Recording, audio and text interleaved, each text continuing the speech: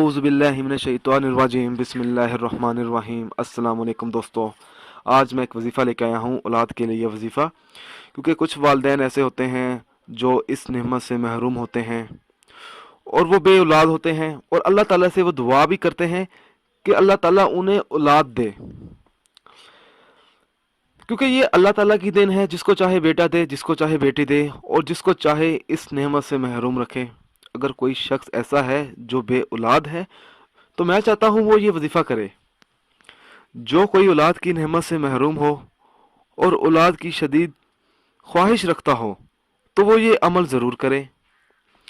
روزانہ نماز عشاء کے بعد 1000 مرتبہ سورۃ اخلاص پڑھ کر اللہ تعالیٰ سے دعا کریں اپنے اولاد کے لیے، اور اپنے گناہوں کی معافی بھی مانگے۔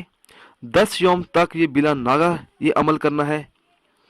چاند کی مہینے کی پہلی جمعرات سے یہ عمل شروع کرنا ہے۔ انشاءاللہ تعالیٰ اللہ تعالیٰ اولاد کی خوشخبری دے گا۔